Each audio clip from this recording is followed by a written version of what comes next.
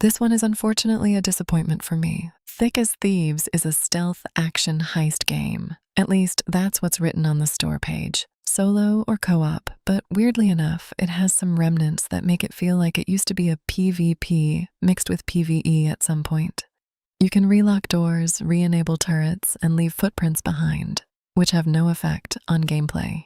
Whenever you steal an item, it gets announced at the top of the screen. And yes, this happened during solo gameplay too, which I played for a bit.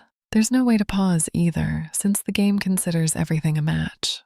The levels, there are only 2 at the moment, have randomized guard and security placement each time, along with a bank your loot style system, because the moment you quit or die, you lose everything you carry and have to start all over again. There's also a time limit, which I find a little strange. After you complete one of the objectives, you trigger an escape route timer for 8 minutes. I didn't wait to find out what happens if you miss that window. The environment seems nice with its stylistic approach. The AI is pretty much like a robot. They hear a sound you made, they decide to take a little walk right there, unlocking and locking every door again just to check things out. After that, they return to normal once the alert bar empties again. It is almost cute in a way. Almost.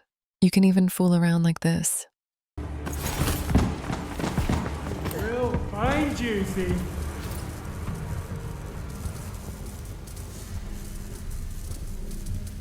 Higher difficulties open up as you progress more, but all of this made me step back a little. And let's not forget the awful motion blur and the weird magnetism that kept triggering whenever you aimed close to objects. The developers did post about these issues, but despite the very cheap price, it still feels like an early access game, which it is not, by the way. Maybe they ran out of money and released it as it is. I jumped into it blind, aside from knowing about the big names behind the company, Warren Spector and all that. Approach it with some doubt for now.